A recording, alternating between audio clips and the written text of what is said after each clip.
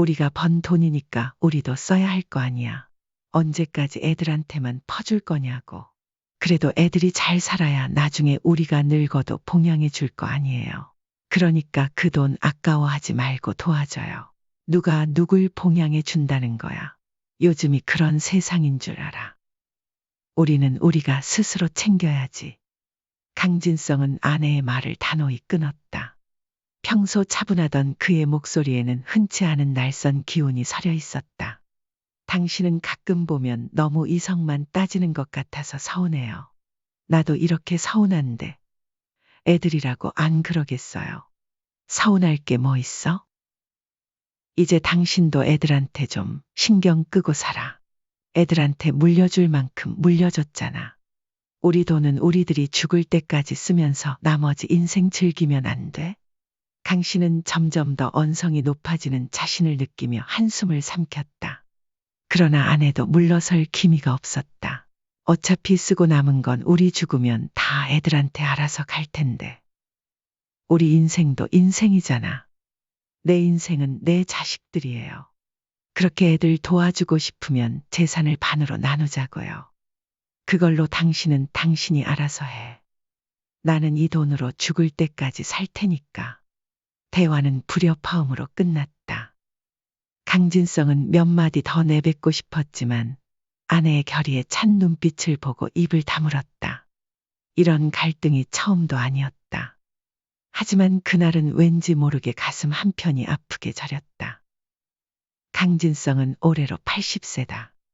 평생을 아내와 함께하며 크고 작은 일들을 겪어왔지만 이번만큼 속이 상한 적은 없었던 것 같았다. 자식들에 대한 사랑 때문이라 생각하면 아내의 마음도 이해되었다.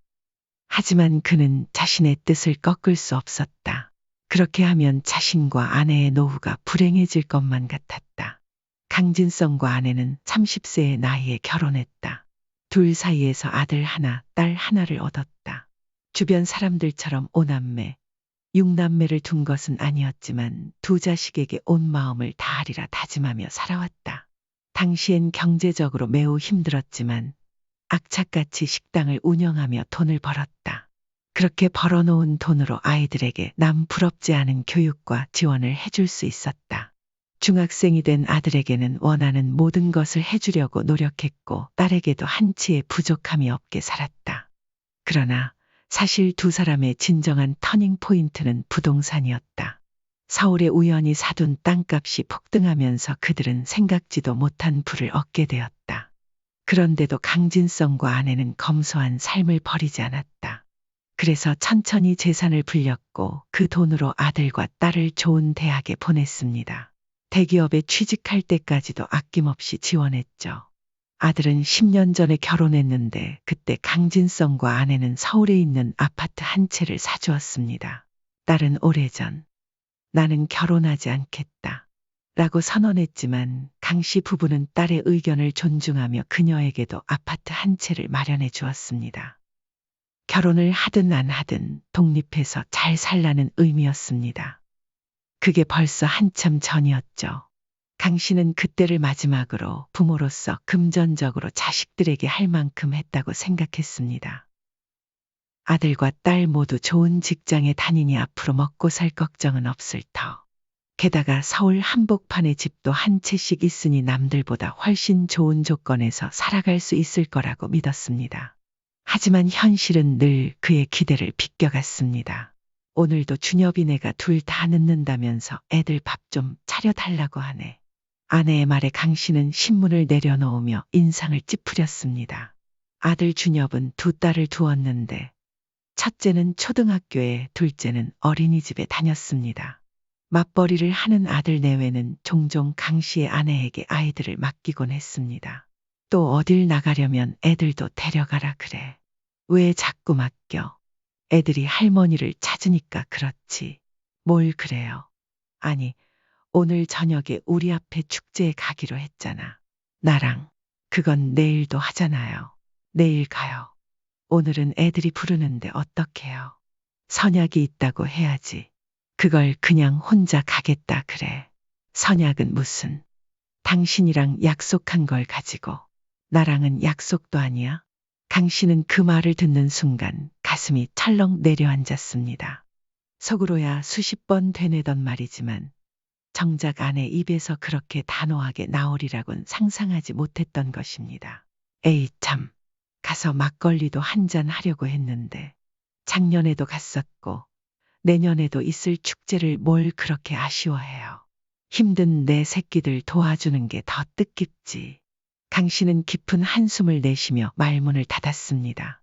아무리 따지고 들어도 아내의 자식 사랑은 말릴 수 없다는 걸 그는 누구보다 잘 알고 있었습니다.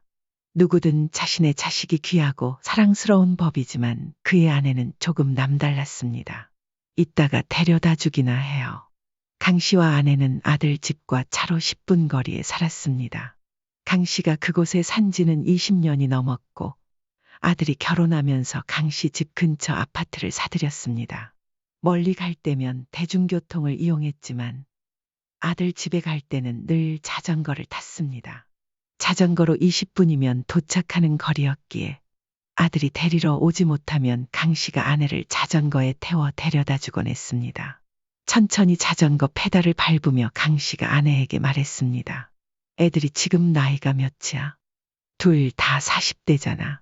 이제 우리 인생도 좀 살아야지. 언제까지 자식만 바라보고 살 거야. 우리가 앞으로 살면 얼마나 산다고. 나는 이게 행복해요. 아들네 가서는 손주들을 돌보고 딸네 가서는 집안일을 돕는 아내를 바라보며 강 씨는 답답한 마음에 한두 마디를 꺼냈습니다. 그러나 아내의 대답은 언제나 같았습니다. 그래서 강 씨가 뜯어 말릴 수도 없었습니다. 그게 행복이라는 사람을 무슨 재주로 말릴 수 있겠습니까? 아내를 아들네 집에 데려다 주고 강 씨는 혼자서 저녁을 챙겨 먹었습니다. 보통 이렇게 가도 8시가 넘어가면 아내가 돌아오곤 했지만 9시가 넘은 지금까지도 소식이 없었습니다. 불안한 마음에 강 씨는 아내에게 전화를 걸었습니다. 당신 왜 안 들어와? 아, 내가 말 안 했나요? 오늘은 애들 집에서 자고 가야 할 것 같아요. 왜? 애들 오늘 늦게 들어온다며. 지금도 늦었는데 더 늦게 들어온대요. 오랜만에 둘이 한잔하고 오려나 봐요. 강 씨는 속으로 혀를 찼습니다. 아들과 며느리가 늦게 들어오는 날이면 아이들끼리 둘 수 없어 아내가 종종 다음 날까지 손주들을 봐주곤 했습니다. 오랜만은 무슨. 지지난주에도 새벽에 들어왔다며. 아이고, 젊은 애들이 그 정도면 오랜만이죠. 나도 우리 손주들 오래 보면 좋지 뭐. 그러니까 나 기다리지 말고 자요. 강 씨는 궁시렁거리며 전화를 끊었습니다. 늘 아내가 며느리네 집에 머물러도 불편한 기색은커녕 오히려 기쁘게 가는 걸 보며 그저 혼자 남겨진 자신의 마음만 허전할 뿐이었습니다. 강 씨는 홀로 누워 TV를 보다가 이내 잠에 들었습니다. 다음 날 아침 아내와 아들이 함께 집에 찾아왔습니다. 나한테 데리러 오라 그러지. 뭐하러 준엽이가 데려다 달라 그래. 준엽이가 데려다 준다는데 뭘 그래요. 맞아요. 아버지한테 드릴 말씀도 있어서 제가 왔어요. 보통은 아파트 단지 밖에서 내려주고 가는 아들이 집 안까지 들어온 것을 보고 강 씨는 무슨 일이 있나 싶었습니다. 무슨 일이길래 그래? 그러자 아들이 거실에 앉으며 조심스럽게 입을 열었습니다. 아버지, 저 회사 그만두려고 해요. 뭐? 왜 갑자기? 강 씨는 아들의 말을 듣자 눈을 크게 뜨며 되물었습니다. 아들은 45세 대기업에서 경력을 쌓으며 탄탄대로를 걷는 듯 보였습니다. 그런 아들이 갑작스럽게 회사를 그만둔다니 놀랄 수밖에 없었습니다. 이번에 사업을 구상 중이에요. 이렇게 맞벌이하는 것도 힘들고 애들도 이제 더 크면 돈 들어갈 일 많아질 텐데 지금처럼 벌어서는 나중에 노후 준비도 못할 것 같아서요. 아들의 말에 강 씨는 한참 동안 아무 말 없이 생각에 잠겼습니다. 그러냐? 내가 그렇게 생각한다면 계획 잘 세워서 알아서 잘해라. 강 씨는 조심스레 대답했습니다. 자신이 젊었을 때와 지금은 세상이 너무 다르다는 것을 알기에 아들이 어련히 알아서 잘하지 않을까 생각했습니다. 하지만 걱정스러운 마음은 떨칠 수 없었습니다.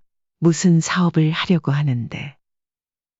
강 씨가 궁금한 듯 물었습니다. 아직 구상 중이긴 한데요. 가게를 하나 차려볼까 해요. 식당이요. 그리고 그 다음엔 상품도 개발해서 인터넷으로 팔아보려고요.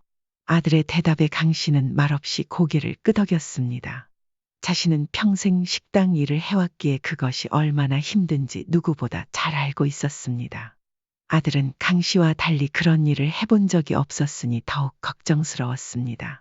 게다가 인터넷 판매는 강 씨가 모르는 영역이었습니다. 식당 운영하려면 힘들 텐데. 잘 준비해야 돼. 대충 연다고 손님이 몰리는 게 아니니까. 강 씨가 단호히 말했습니다. 그건 요즘에 컨설팅을 해주는 데도 있더라고요. 그런데 제가 아버지한테 부탁드리고 싶은 건 그게 아니고요. 아들이 말을 흐리더니 조심스럽게 본론을 꺼냈습니다. 저 사업 자금 좀 빌려주실 수 있으세요? 갑자기 돈 이야기가 나오자 강 씨는 놀란 눈으로 아들을 쳐다보았습니다. 넌 뭐 하든 돈 있을 거 아니냐? 그래도 10년 넘게 회사 다녔는데. 강 씨는 아들이 그동안 돈을 어느 정도 모았으리라 믿고 있었습니다. 하지만 아들은 고개를 끄덕이며 말했습니다. 사업하는데 돈이 한두 푼 드는 게 아니더라고요. 가진 돈 탈탈 털었다가 잘못되면 애들도 있는데 그건 안 되잖아요. 결국 자기 돈이 아닌 남의 돈으로 위험을 감수하고 싶다는 이야기였습니다. 강 씨는 얼굴을 찌푸리며 물었습니다. 그러면 사업이 안 되면 내 돈은 없어져도 된단 말이냐? 아, 그런 말은 아니고요. 최대한 잘 되게 해볼게요. 진짜 잠시만 빌려주시면요. 아들은 당황한 기색이 역력했습니다. 그러자 옆에서 듣고 있던 아내가 끼어들었습니다. 여보, 요즘 젊은 사람들 직장만 다녀서는 돈 벌기 힘들잖아요. 정년도 짧고. 준엽이가 1살이라도 젊었을 때 뭐라도 해보겠다는데 당신이 좀 도와줘요. 강 씨는 깊은 한숨을 내쉬었습니다. 아내는 자식 일이라면 언제나 무조건 알았다부터 시작하니 그저 답답할 따름이었습니다. 얼마나 필요한데. 한 2억, 아니 3억만 빌려주세요. 아들은 너무도 쉽게 거액을 입에 올렸습니다. 강 씨는 헛웃음이 나왔습니다. 아직 어떤 사업을 어떻게 하겠다는 구체적인 계획도 없이 그런 큰 돈을 요구하다니. 그럼 언제까지 얼마씩 어떻게 갚을 건데? 강 씨가 차분히 물었지만 아들은 말문이 막힌 듯 강 씨를 멍하니 바라보기만 했습니다. 그의 표정은 답을 미처 준비하지 못한 학생 같았습니다. 강 씨가 기다렸지만 끝내 아들이 아무 말도 하지 않자 아내가 그를 대신해 나섰습니다. 무슨 그렇게 야박한 말을 해요. 은행 대출도 아니고 부모 자식 사이인데 아이 녀석이 빌려달라는데. 그러니까 내 돈 언제 돌려줄 건지 묻는 건데 그게 뭐가 야박하다는 거야. 내가 안 빌려주겠다고 딱 잘라 말한 것도 아니고. 강 씨는 흔들림 없이 대답했습니다. 그러나 아내는 답답하다는 듯이 혀를 찼습니다. 그래도 우리 사이에. 강 씨는 아내의 말을 끊으며 단호히 말했습니다. 우리 사이에 해줄 건 다 해줬잖아. 아이 녀석. 아파트도 대출 하나 없이 사줬는데 그걸로 대출을 받아도 되고 회사 그만두면 퇴직금도 나올 거 아니야. 그런데도 내 돈을 빌려달라고 했으면 어떻게 갚을지 계획을 알려줘야지. 아내는 더 이상 말하지 못하고 아들에게 시선을 돌렸습니다. 하지만 아들도 아무런 대답 없이 고개만 떨구었습니다. 강 씨는 이 상황이 도무지 답답할 뿐이었습니다. 아내의 표정은 이제 실망과 억울함이 뒤섞여 있었습니다. 그녀는 강 씨와 대화가 통하지 않는다는 듯 화난 표정을 지으며 고개를 돌렸습니다. 준엽이 너는 우선 집에 가 있어. 엄마가 아빠랑 얘기해보고 전화 줄게. 아내는 아들에게 이렇게 말하며 그를 집으로 돌려보냈습니다. 아들이 문을 닫고 나가자마자 아내는 강 씨를 향해 단도직입적으로 물었습니다. 당신 왜 그래요? 그거 좀 도와줄 수도 있잖아요. 뭘 왜 그래?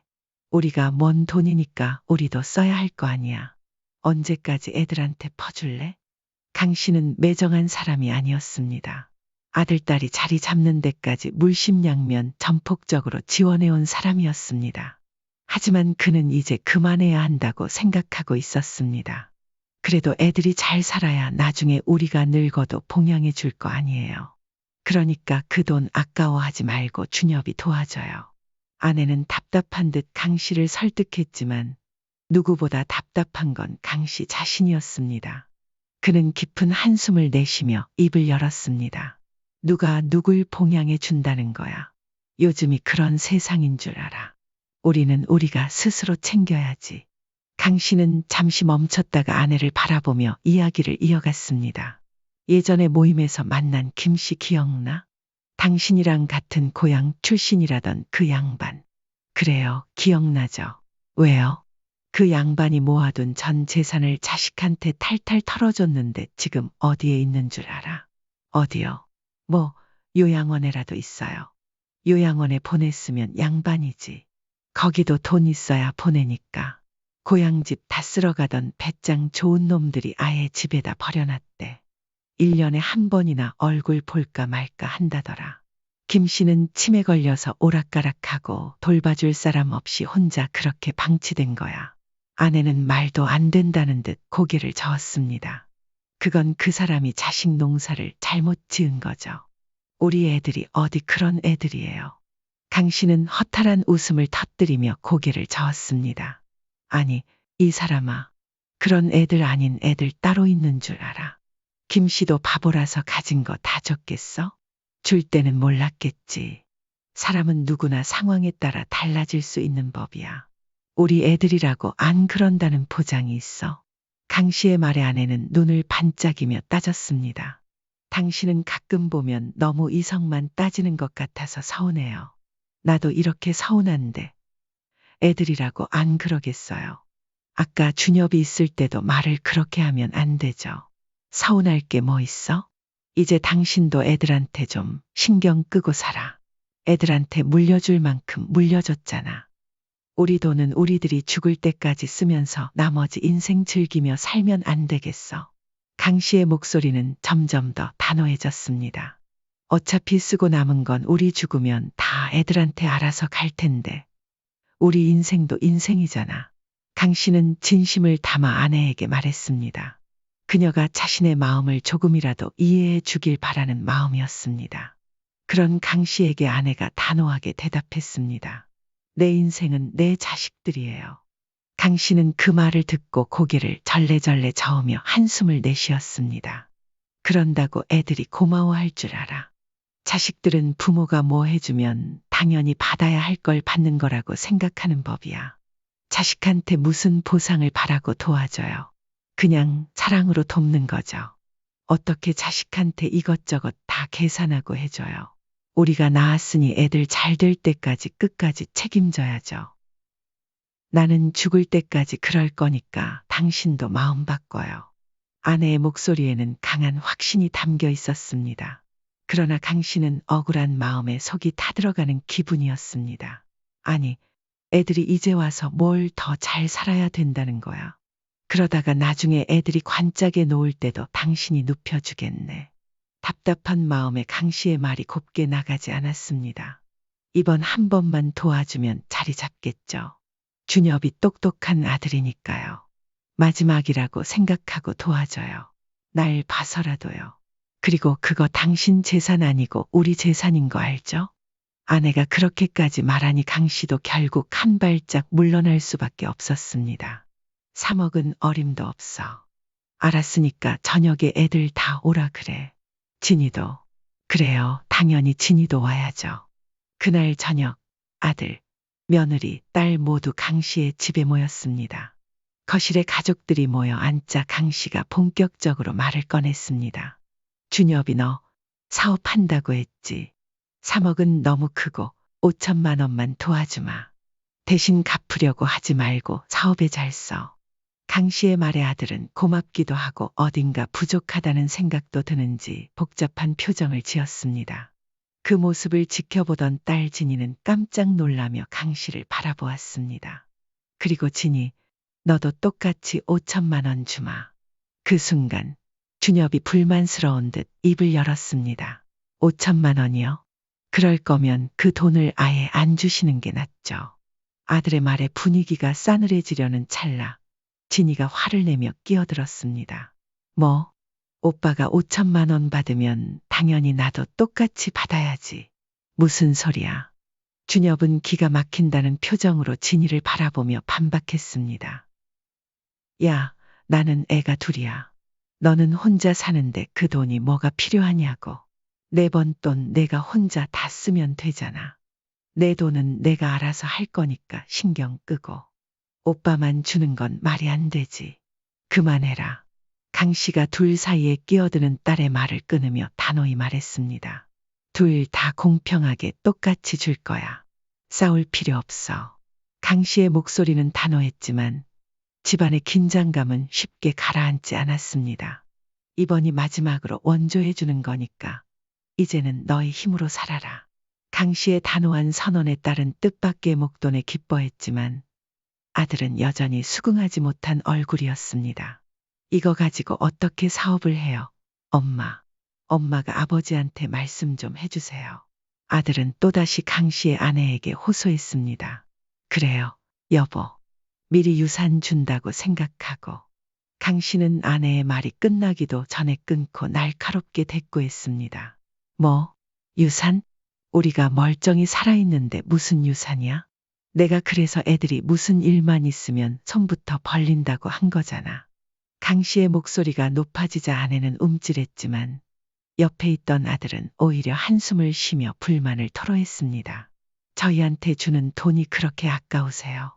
결국 나중에 저희가 엄마, 아빠 모시면 다 그 돈이 그 돈일 텐데 노후를 위해 투자한다고 생각하시면 덜 아까우실 텐데요.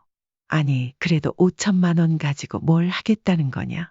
아들의 태도는 마치 맡겨놓은 돈을 찾으러 온 사람 같았습니다. 강 씨는 결국 참다 못해 폭발했습니다.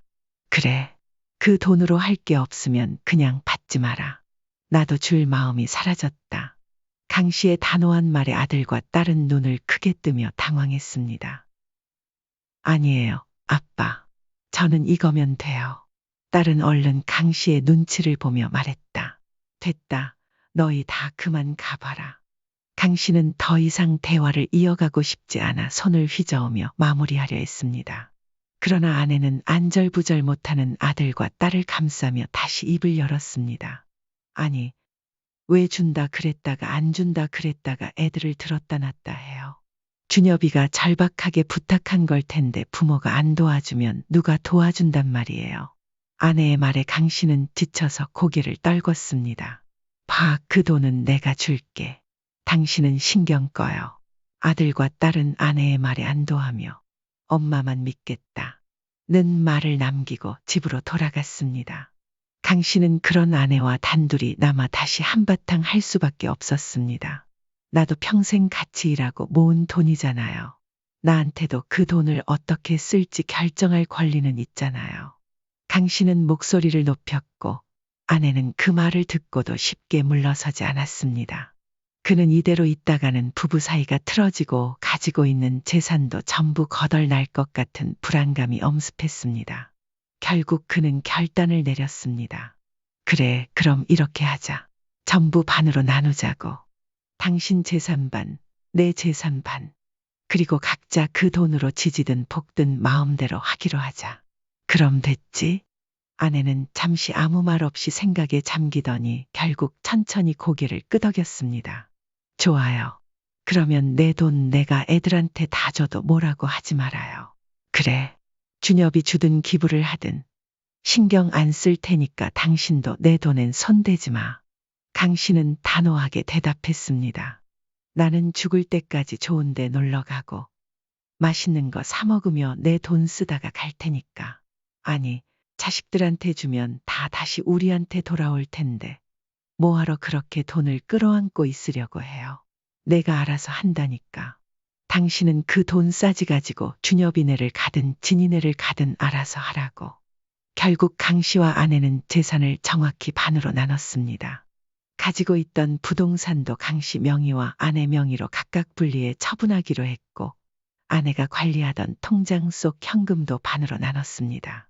그날부터 강 씨는 아내가 무슨 일을 하든 최대한 신경 쓰지 않기로 마음먹었습니다. 아내는 예상대로 자신의 몫을 아들과 딸에게 모두 나누어 주었습니다. 그리고는 아들 집, 딸 집을 번갈아 다니며 그들의 일에 적극적으로 관여하며 살았습니다. 강 씨는 한숨이 절로 나왔지만 아내는 나름대로 행복해 보였습니다. 다만 자식들도 그렇게 생각하는지는 알 수 없는 일이었습니다. 한편 강 씨의 삶은 큰 변화가 없었습니다. 아내가 아들, 딸네 집에서 살다시피 하는 바람에 혼자 보내는 시간이 늘었을 뿐이었죠. 그것이 결코 즐겁지는 않았지만 이렇게 하지 않으면 아내가 가진 모든 것을 다 거덜낼 판이라 여겼습니다. 강 씨는 이 선택이 모두 자신과 아내의 노후를 위한 일이라 믿으려 했습니다.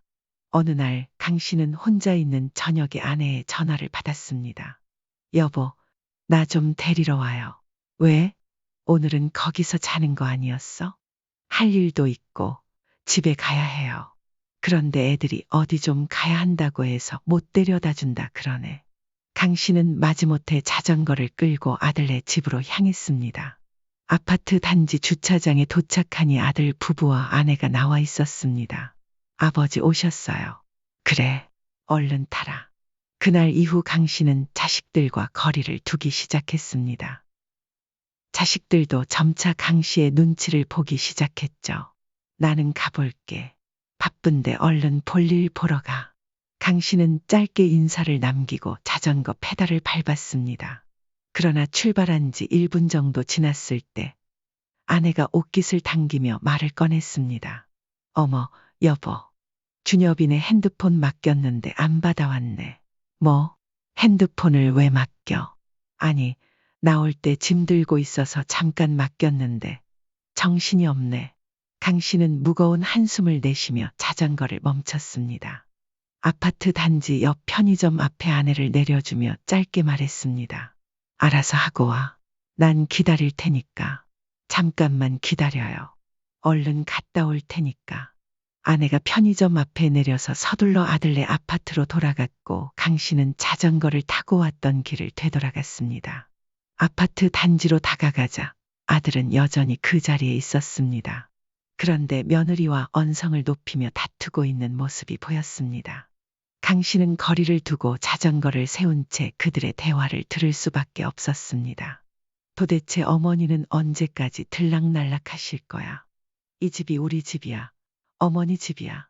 이러면 모시고 사는 거랑 다를 게 없잖아. 당신 결혼할 때 뭐라 그랬어?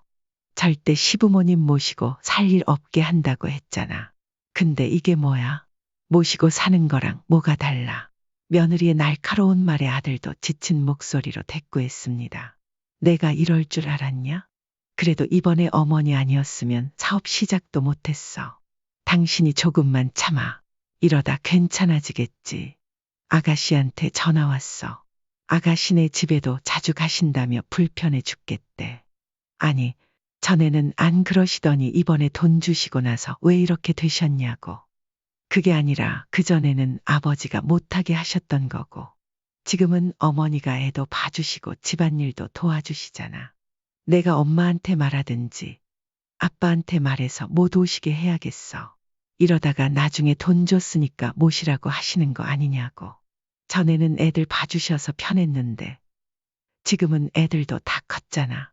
별로 필요도 없는데 자꾸 들락날락 하시니까 불편하지. 그래도 엄마한테 그렇게 눈치는 주지 마.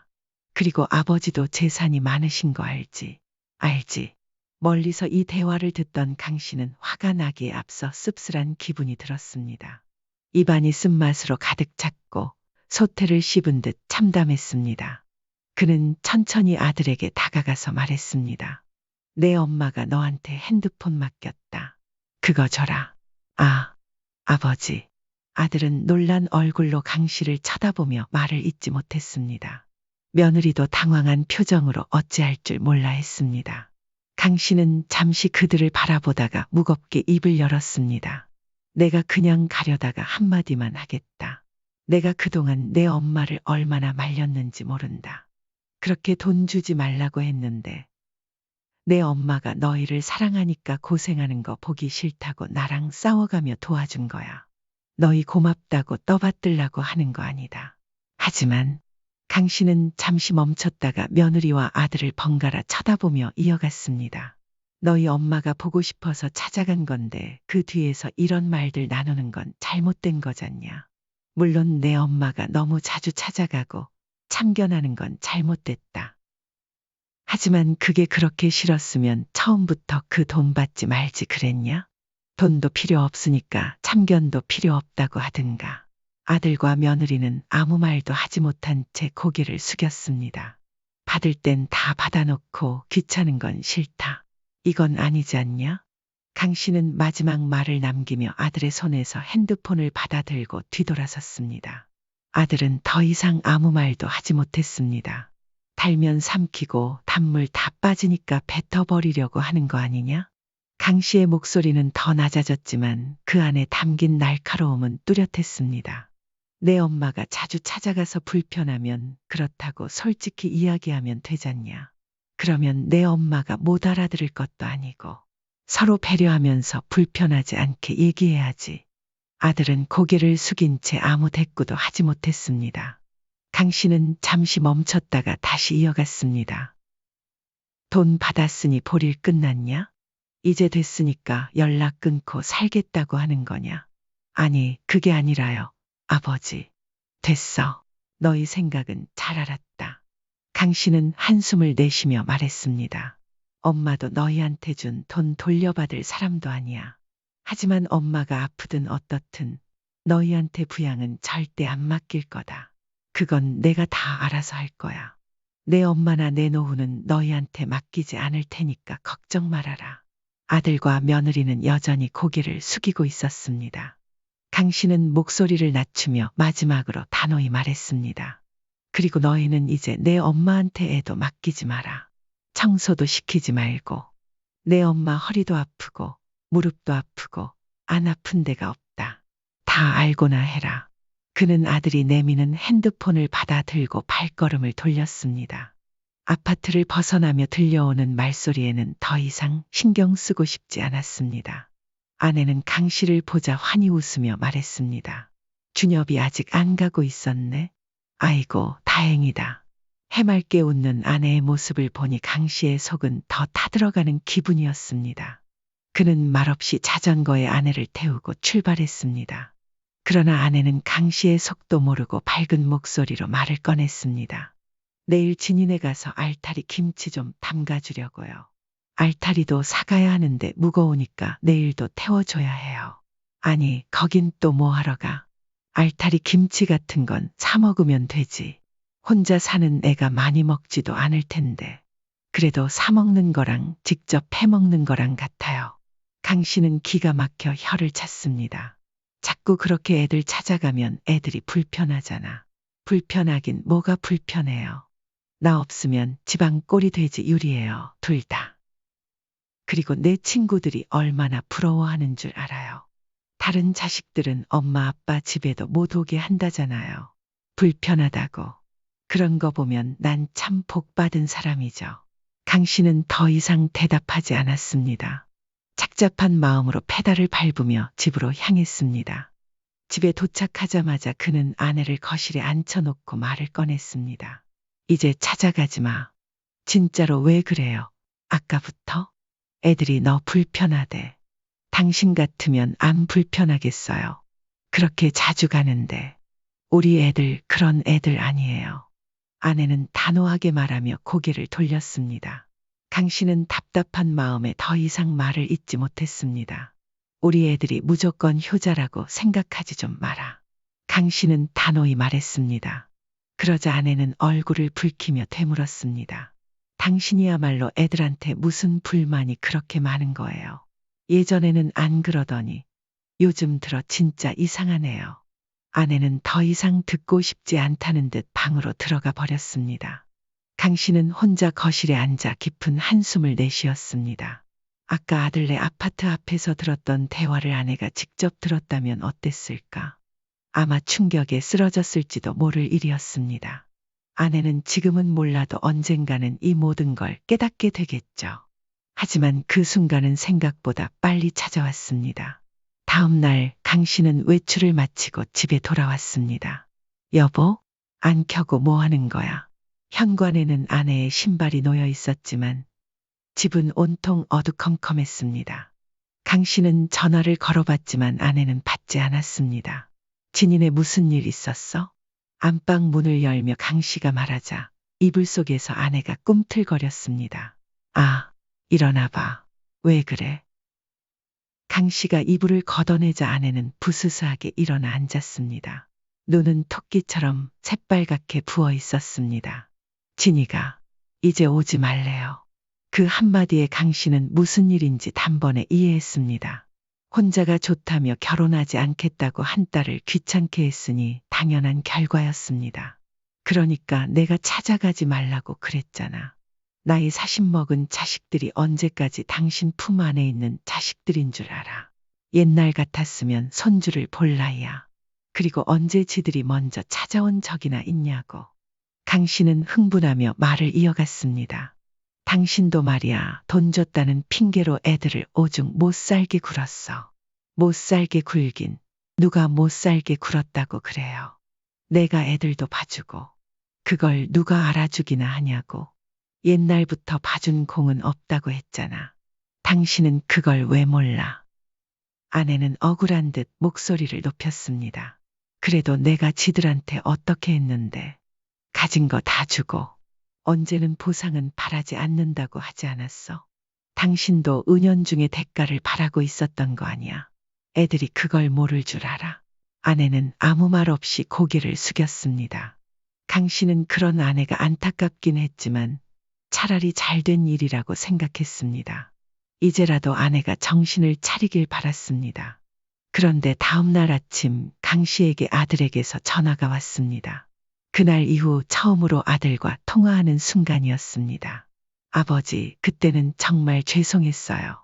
강 씨는 잠시 말없이 있더니 담담히 대답했습니다. 그래, 사람이 살다 보면 실수도 하고 그런 거다. 이제 너희 불편하게 안 할 거다. 그러니까 내 엄마한테 상처 주지 말아라. 네, 잘못했습니다. 강 씨는 목소리를 낮추며 물었습니다. 그래, 애들은 잘 있지. 사업은 잘 되고. 아들은 조심스럽게 대답했습니다.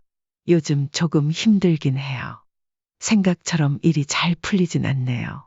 아들은 힘없는 목소리로 대답했습니다. 그런데 다음 주 아버지 생신이잖아요.